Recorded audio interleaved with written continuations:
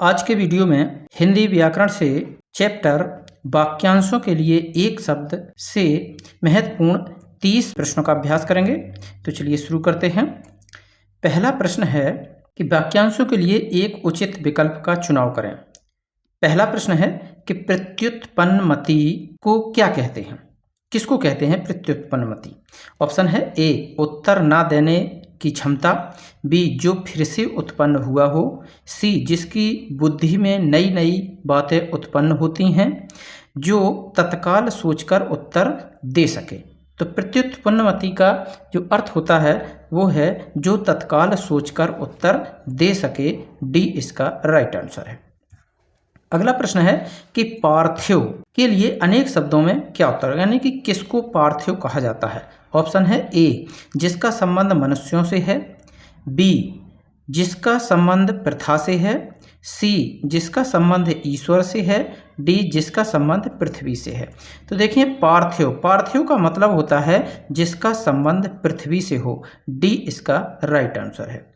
अगला प्रश्न है कि जो इंद्र पर विजय प्राप्त कर चुका हो उसको एक शब्द में क्या कहेंगे। ऑप्शन है ए इंद्रजीय, बी इंदु, सी इंद्रजीत, डी जितेंद्री। तो इसका जो उत्तर है सही वो है जो इंद्र पर विजय प्राप्त कर चुका हो उसको कहा जाता है इंद्रजीत, यानी कि इंद्र पर विजय प्राप्त करने वाले को इंद्रजीत कहा जाता है। अगला प्रश्न है उच्च कुल में पैदा व्यक्ति को क्या कहा जाता है। ऑप्शन है ए धनी, बी सवर्ण, सी श्रेष्ठ, डी कुलीन। तो इसका राइट आंसर है जो उच्च कुल में पैदा होता है उस व्यक्ति को कुलीन कहा जाता है। ऑप्शन डी राइट आंसर है। अगला प्रश्न है निम्न वाक्यांश के लिए उचित शब्द चुनिए। कानून का रूप देने के लिए प्रस्तुत किया गया प्रस्ताव या मसौदा, इसको एक शब्द में क्या कहेंगे। ऑप्शन है ए प्रारूप, बी मसौदा, सी विधेयक, डी प्रश्नोत्तर। तो इसका जो सही उत्तर है वो है सी विधेयक। जो कानून का रूप देने के लिए जो प्रस्तुत किया गया प्रस्ताव या मसौदा होता है उसको विधेयक कहा जाता है। अगला प्रश्न है कि जो मोक्ष चाहता हो के लिए एक शब्द क्या होगा। ऑप्शन है ए मुमुक्षु, बी मुमुक्ष, सी मुर्मुक्ष, डी ममुक्ष। इसका जो सही उत्तर है वो है ऑप्शन ए मुमुक्षु, यानी कि जो मोक्ष की इच्छा रखता हो उसको मुमुक्षु बोलते हैं। अगला प्रश्न है कि जिसे प्रमाण द्वारा सिद्ध ना किया जा सके उसके लिए सही शब्द क्या है। ऑप्शन है ए अप्रमाणित, बी अनुप्रमेय, सी अप्रमेय, डी अप्रमाणिक। तो इसका जो सही उत्तर है वो है ऑप्शन सी, यानी जिसे प्रमाण द्वारा सिद्ध ना किया जा सके उसे अप्रमेय बोलते हैं। अगला प्रश्न है कि गिरा हुआ के लिए एक शब्द क्या होगा। ऑप्शन है ए पतित, बी लुंठित, सी धराशाही, डी पालकी। तो इसका जो राइट आंसर है वो होगा ऑप्शन ए पतित। गिरे हुए को पतित कहा जाता है। अगला प्रश्न जिसकी आशा ना की गई हो उसको एक शब्द में क्या कहेंगे। ऑप्शन है ए प्रत्याशा, बी अप्रत्याशित, सी आशातीत, डी अप्रत्याशा। तो इसका राइट आंसर है ऑप्शन बी अप्रत्याशित। अगला प्रश्न है कि पृथ्वी के तीन ओर पानी वाला स्थान क्या कहलाता है। ऑप्शन है ए द्वीप, बी प्रायद्वीप, सी महाद्वीप, डी उपरोक्त कोई नहीं। तो इसका सही आंसर है ऑप्शन बी प्रायद्वीप। अगला प्रश्न जिसके पास कुछ भी ना हो उसके लिए एक शब्द में उत्तर क्या होगा। ऑप्शन है ए गरीब, बी अकिंचन, सी दरिद्र, डी विनीत। तो इसका राइट आंसर है बी अकिंचन। जिसके पास कुछ भी ना हो उसको अकिंचन कहा जाता है। अगला प्रश्न है विशिष्ट अवसर पर विशिष्ट लोगों के समक्ष दिया गया विद्वत्तापूर्ण भाषण क्या कहलाता है। तो ऑप्शन है ए संभाषण, बी अभिभाषण, सी अपभाषण और डी अनुभाषण। तो इसका सही उत्तर है बी अभिभाषण। विशिष्ट अवसर पर विशिष्ट लोगों के समक्ष जो दिया गया विद्वत्तापूर्ण भाषण होता है उसको अभिभाषण कहा जाता है। अगला प्रश्न है आदि से अंत तक क्या कहलाता है। ऑप्शन है ए आद्योपांत, बी आदि, सी दिगंत, डी अंतिम। तो इसका राइट आंसर है ऑप्शन ए आद्योपांत, यानी कि आदि से अंत तक के लिए आद्योपांत कहा जाता है। अगला प्रश्न है कि जंगल में लगने वाली आग के लिए एक शब्द में क्या उत्तर होगा? तो ऑप्शन है ए अनल, बी दावानल, सी जेठरानल, डी बड़वानल। तो इसका जो राइट आंसर है वो है ऑप्शन बी दावानल। जंगल में लगने वाली आग को दावानल कहा जाता है, जबकि अनल आग को कहा जाता है। जेठरानल पेट में जो अग्नि होती है, यानी कि भूख टाइप की अग्नि होती है, उसको पेट की आग को बोलते हैं। पेट की आग जो होती है वो जेठरानल होती है, और बड़वानल होती है समुद्र में लगने वाली आग को बड़वानल बोलते हैं। समुद्र में लगने वाली आग को बड़वानल बोलते हैं और दावानल जंगल में लगने वाली आग को दावानल बोलते हैं। तो इसका राइट आंसर है ऑप्शन बी दावानल। अगला प्रश्न है, जहां लोगों का मिलन हो, एक शब्द के क्रम में सही विकल्प का चुनाव कीजिए। ऑप्शन है ए मेला, बी भीड़, सी सम्मेलन, डी सम्मेलन।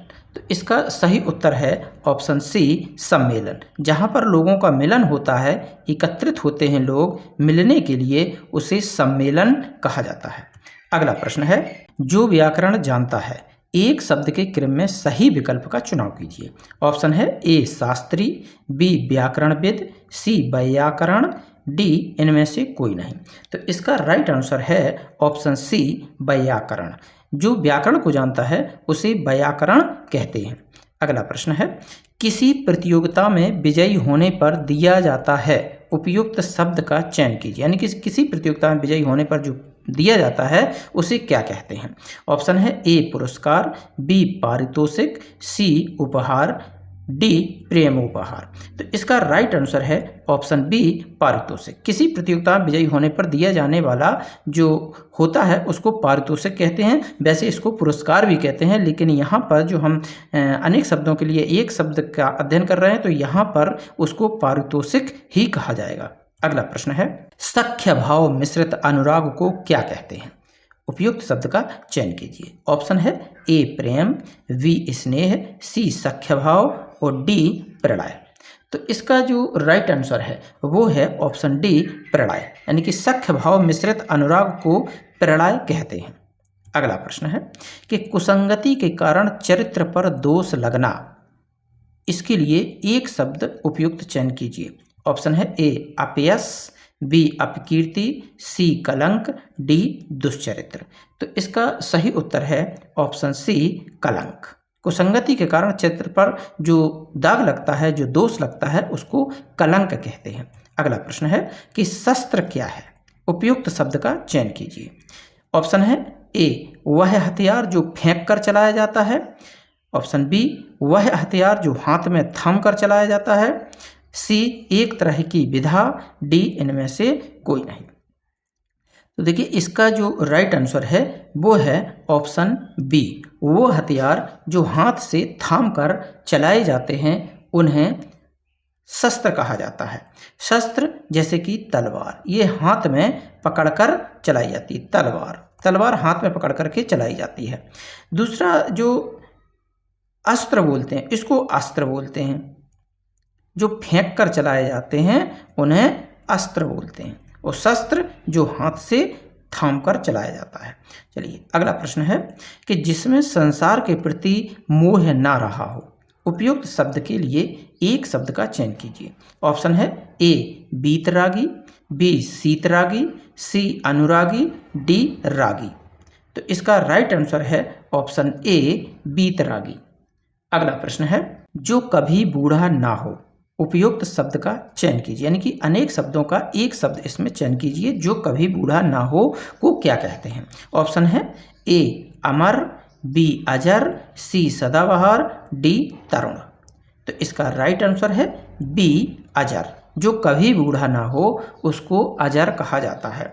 अमर व्यक्ति को कहा जाता है जो कभी ना मरे। अमर का मतलब हो जो कभी ना मरे, जो कभी ना मरे उसे अमर कहते हैं। सदाबहार जो सदैव एक जैसा रहे, एक जैसा सदैव बना रहे, उसको कहते हैं सदाबहार। और तरुण कहते हैं युवा को। अगला प्रश्न है कि जो कानून के विरुद्ध हो उपयुक्त एक शब्द का चयन कीजिए। जो कानून के विरुद्ध हो उसको क्या कहते हैं? ऑप्शन है ए वैधानिक, बी संवैधानिक, सी निरुद्ध और डी अवैध। तो इसका सही उत्तर है ऑप्शन डी अवैध। जो कानून के विरुद्ध हो उसको अवैध बोलते हैं।